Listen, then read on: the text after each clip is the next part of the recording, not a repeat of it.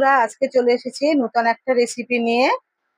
আজকে রেসিপি করব ময়দা আর আলু সিদ্ধ দিয়ে বিকালের একটা নাস্তা আমি তোমাদের তৈরি করে দেখাবো। রেসিপি করার জন্য যে উপকরণগুলো লাগবে সব উপকরণগুলো আমি এই প্লেটে সাজিয়ে নিয়েছি। সিদ্ধ আলুটা আমি এই গ্রেটার দিয়ে গ্রেট করে নেব।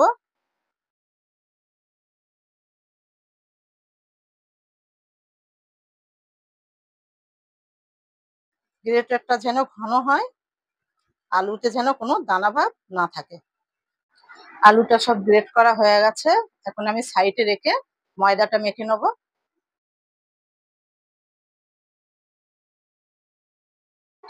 অল্প একটু রেখে দেবো, আমার একটু লাগবে।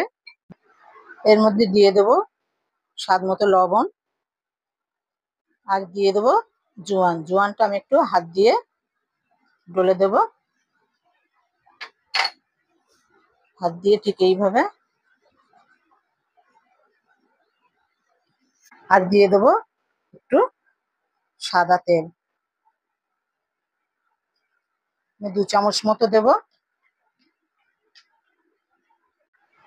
ময়দাটা মেখে নেব।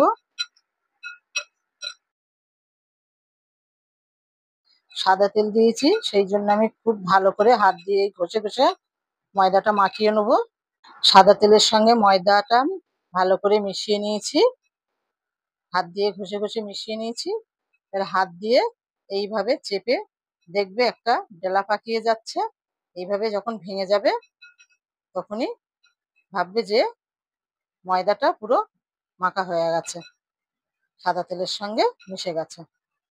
অল্প করে করে পানি দিয়ে দেবো। অল্প অল্প পানি দিয়ে ময়দাটা মেখে নেব।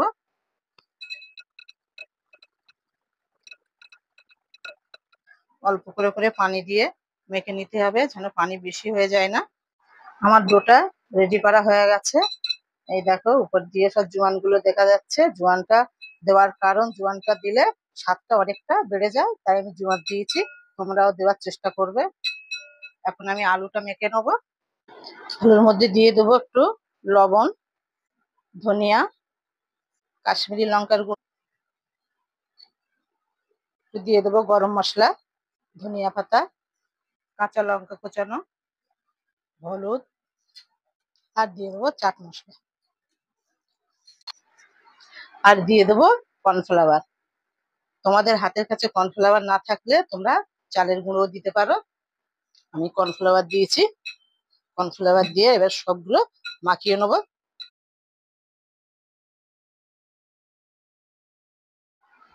আমার আলুর পুরটা রেডি করা হয়ে গেছে। এখন আমি ময়দাটা বেলে নেবো।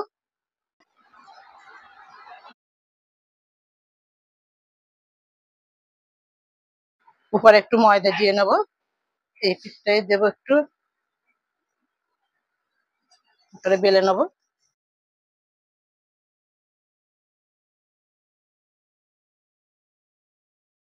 পুরো গোল করে বেলা হয়ে গেছে। ঠিক এখান থেকে এইভাবে একটু এইভাবে উঠিয়ে নিয়ে আবার এইভাবে রাখতে হবে। যেটা জড়িয়ে আছে ওটা আর থাকবে না। ঠিক এইভাবে এইভাবে। এই দেখো, তোলার পর একটু ছোট হয়ে আসছে। এই রুটিটার মাঝ বরাবর ঠিক এরকম ছোট্ট একটা বাটি বসিয়ে দেবো। যে আলুর পুরটা করেছিলাম সেটা আমি দিয়ে দেবো।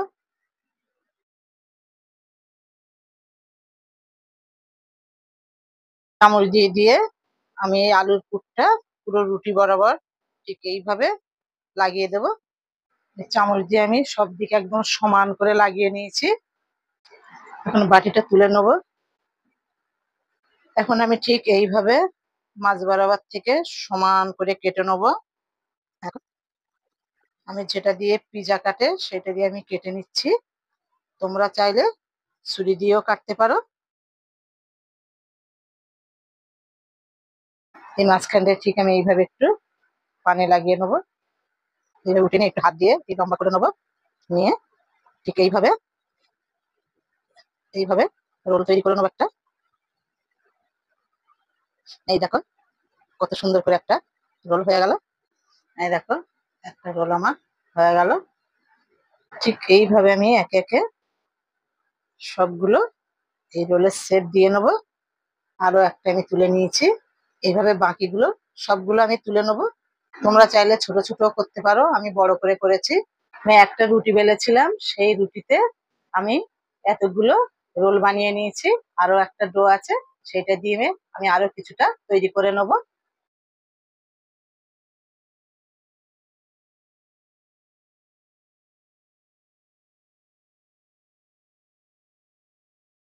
এগুলো ছোট ছোট করে তৈরি করে নিয়েছি। দেখো বন্ধুরা, কত সুন্দর দেখতে লাগছে। আগে আমি যেগুলো করেছিলাম সেগুলো একটু বড়, এগুলো আমি একটু ছোট করে করেছি। এই দেখো কত সুন্দর দেখতে লাগছে। এখন আমি এগুলো তেল গরম করে ভেজে নেব। সাদা তেল দিয়ে দেবো। তেলটা গরম হওয়া পর্যন্ত অপেক্ষা করব। তেলটা গরম হয়ে গেছে, একটা একটা করে দিয়ে দেবো।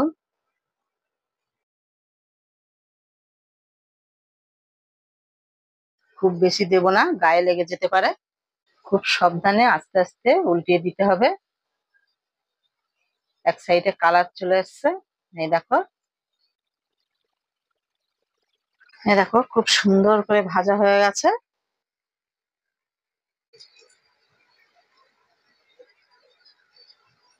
দেখো কত সুন্দর হয়েছে, দেখো বন্ধুরা। বড়গুলো আর একরকম দেখতে লাগছে। আমার রেসিপিটা সম্পূর্ণ রেডি হয়ে গেছে। দেখো কত সুন্দর দেখতে লাগছে।